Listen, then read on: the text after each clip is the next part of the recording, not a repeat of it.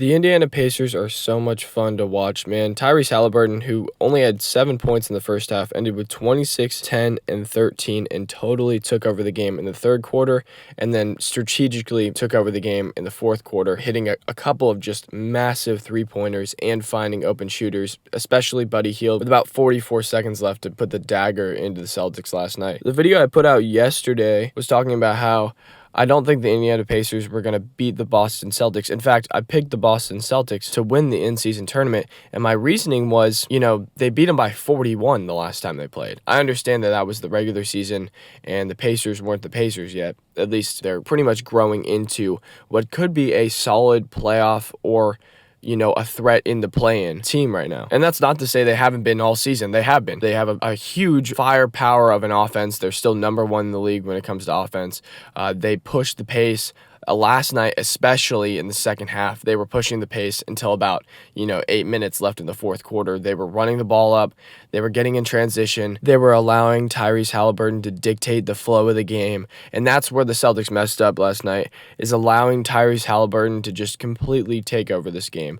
They should have double teamed. I know that that's easier said than done. They did for a little bit. But the way the Pacers pushed the ball up the floor so quickly didn't allow the Celtics to set up their defense, and that was the key for their win last night and their comeback. They were down 7 at halftime, and to kind of unpack why I had the Pacers losing tonight, or last night, was the fact that, I don't know, they were 5-5 in their last 10, and the last time they played the Celtics, which was a month ago, exactly, almost, they lost by 41, 155-104, and rarely do you see a margin that large, 155 points put up in a game, a regular season game with, 4 quarters of action, no overtime. 155 points is insane. The Pacers play very little defense, but last night they really hung their hat on the defensive end. And every time they got stops, they would push the ball in transition and they'd find their shooters. Buddy Hield had 21. He shot 4 for 6 from 3, 7 for 11 from the floor. But a player who had a very big impact on this game,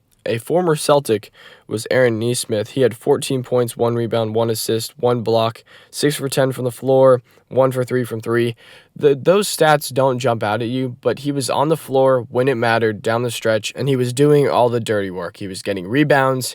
He was playing tough defense. Basically, all the little things you ask your role players to do, he was doing all of that combined. Miles Turner also had a great game. They were running that Tyrese Halliburton, Miles Turner pick and roll, and it looked great. Pick and pop sometimes too, where Miles Turner would get a wide open top of the key 3. He had 17 points, 10 rebounds, 1 assist, 1 steal, 1 block, 2 for 6 from 3. I swear, 2 for 6 from 3 doesn't really tell the story. When he made those threes, they were very timely. They were 3-pointers in which the Celtics had gone on the other end. They had scored. They had shot a 3. I remember one where Derek White was in transition. He hit a 3. Tyrese Halliburton comes down the other end. A screen from Miles Turner. He pops out. Halliburton drives, kicks it back out to Miles Turner. Miles Turner straight on 3. Good. He was great last night. He also played excellent rim defense. He did get caught in a couple of one-on-one situations, but that was mostly because of the lack of the Pacers getting back on defense. The Celtics were pushing the pace with the Pacers. They were trying to play their game, and sometimes mismatches would happen, and Turner would end up on Tatum or Brown, and they would kind of cook him and get a layup out of it. When you were watching this game, there was never a point in which you didn't think the Celtics were going to pull this out until about the last 6 minutes, where Halliburton was just insane. He hit an incredible step back to his right 3-pointer after crossing Jrue Holiday, faking left, going right, pulling up just the most unconventional 3-point form I've ever seen.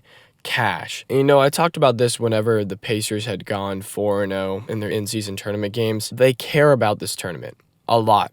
This means a lot to them because they have very little playoff experience. I think whenever I was watching the game, they talked about how this was the first time Tyrese Halliburton had ever been on a TNT broadcast national game ever.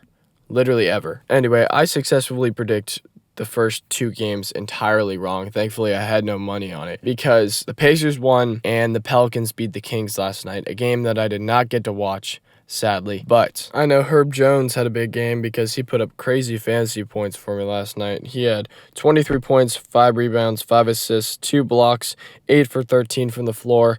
and Brandon Ingram had 30. Zion Williamson, though, only 10 points, which is interesting. Again, I can't say much about this game because what am I going to say about this game that people that watch don't already know? I will say, as far as the atmosphere goes, in the NBA trying to create a playoff-like atmosphere in the in-season tournament, that Pacers game felt as close to a playoff game as you can kind of get in the regular season. I think it's a massive success. I know the commentators were talking about how it was a massive success, but, ESPN and TNT, they tell them to say that, but I think they're actually right on this one because, this is probably the biggest Pacers game in half a decade. I just love it. I think it's a massive success. I think it's a great idea. Whoever came up with it, genius. The fact that there's monetary value in winning it, but also, there's some serious value in winning the first one ever this year. Plus the fact that it kind of integrates the regular season into it. I had my skepticisms. Obviously, I didn't know how hard people were going to play,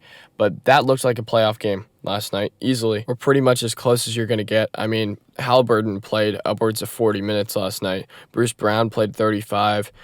Drew Holiday played 38. Tatum played 37. And both teams played 9-man rotations. No deep bench, no nothing. Play the starters for the majority of the game.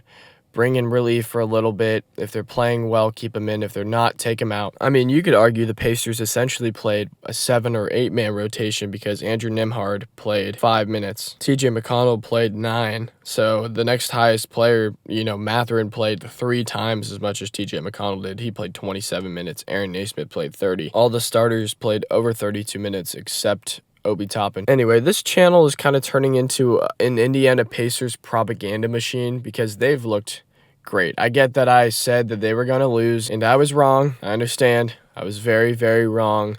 I didn't realize the Celtics were not quite ready to win a one-game series. I thought they were going to kind of walk their way through this. But Charles Barkley last night said that the Celtics are his favorite to win the NBA Finals, which means, Boston Celtics fans, I'm sorry you're not winning this year because every time Charles Barkley picks a team, they never win. Anyway, that's my thoughts on the Pacers-Celtics game and just the report, I guess, on the Kings-Pelicans game in case you didn't know already.